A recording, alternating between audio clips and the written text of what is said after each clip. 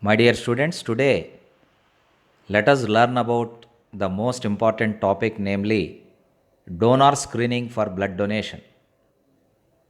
Transfer of blood from one individual to another individual during emergency conditions is called blood transfusion. And this transfusion involves two partners. The person who is donating blood is called donor, and the person who is receiving blood is called recipient. Donor should be screened and tested before blood transfusion. Otherwise, it may lead to so many other complications in the recipient. So, for safe blood transfusion, donor screening should be done. Normally, blood transfusion is required during road accidents, pregnancies, and surgeries. Before giving blood to the patient or before blood transfusion, the donor should be thoroughly checked for various details and complications so that the blood transfusion will be safe. Donor should be screened before blood donation to ensure safe transfusion.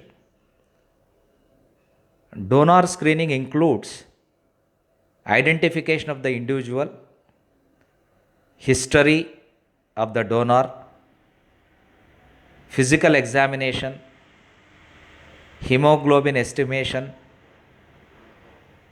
test for malarial parasite, whether the donor is suffering from malaria, icteric index that gives a clue regarding the quantity of bilirubin that is present in the blood of the donor, serology tests, and this serology test should be conducted to identify venereal diseases or STDs in the donor. Let us learn one by one. Identification. The person should be identified. Name and sex of the individuals should be noted along with their professional and personal addresses. Donor residential and professional details should be noted down properly. And the sex of a donor is also essential because normally females are not allowed to donate blood because majority of the women suffer from anemia. But if they are very much enthusiastic, if women are very much enthusiastic to donate blood, the doctor should assure that they are in a fit condition. Donor's age should also be considered. The age of a donor should be noted down after proper verification. Individuals in the age group of 18 to 60 years are eligible for blood donation. And it's not advisable to donate blood before 18 years because of legal complications, and it is also not advisable to donate blood after 60 years because there may be many age related disorders after 60 years. So, identification includes the name, sex, residential address, professional address, profession, age, etc. History. History includes, while noting down the donor details, the history of that donor should be properly browsed and his present health condition should be properly analyzed and estimated by the doctor who is present at the blood donation camp. And he should be thoroughly inquired regarding disease history, whether he has got any hereditary disorders like sickle cell anemia, like that, or else whether he is suffering from any acute or chronic disorders, whether he was infected previously by hepatitis virus, whether he suffered from jaundice at any point of his life, like that. All this disease history should be gathered from the donor. Recent infections, whether he has suffered from any recent infections should also be known. Surgeries.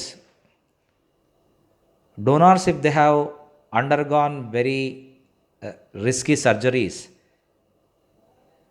are not allowed to donate blood. Previous blood transfusions, because blood transfusion and blood donation should be done. Blood donation should be done after 3 months. For every 3 months, one can donate the blood. That means any healthy individual can donate blood 4 times in a year, but not before 3 months. So previous blood transfusions timings should also be revealed by the donor.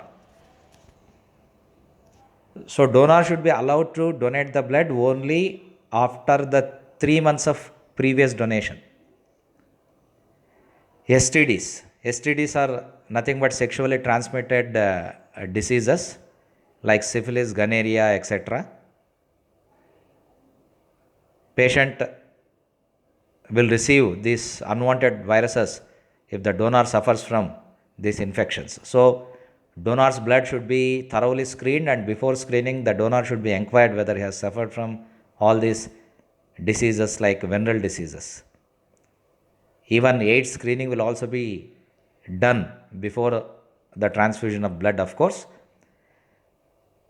And doctor should assure that the donor is not suffering from any cardiac problems and diabetes like that. And donor should not have hypertension. High BP patients are not allowed to donate blood. Physical examinations. Physical examination includes measuring the temperature of the donor. That means the donor at the time of donation, that means during the time of donation of blood, should not suffer from fever. He should not have fever during donation process. And white of the eye should be tested for any anemic symptoms. Blood pressure should be measured properly, because normal BP is required for blood donation. Weight of the individual should also be considered. Minimum 50 kgs of weight is required. So like that, temperature, BP, blood pressure and weight of the patient should be considered before blood donation. Hemoglobin estimation. This is very essential. If the donor himself or herself is suffering from hemoglobin deficiency, there is no point of donating blood to others. Then better he should become a recipient.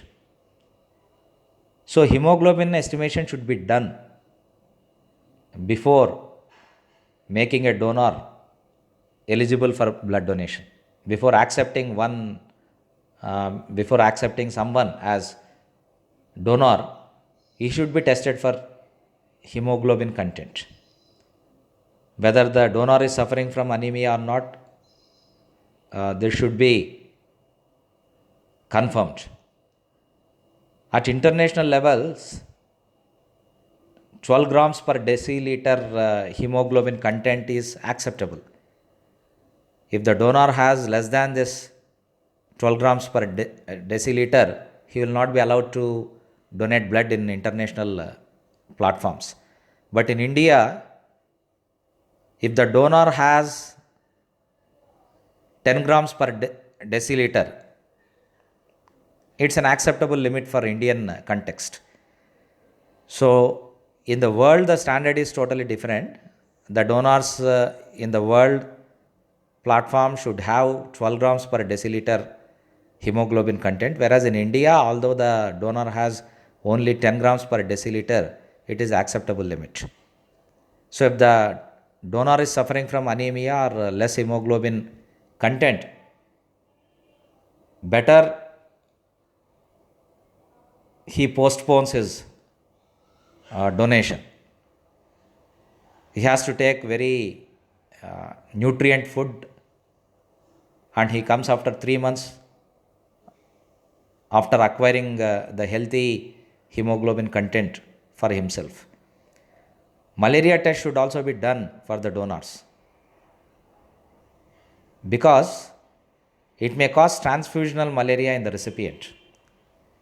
If the donor is suffering from malaria, he will be having so many malarial parasite stages in his blood and the liver, and if such blood is transfused to the patient or recipient, the recipient may suffer from transfusional malaria in future.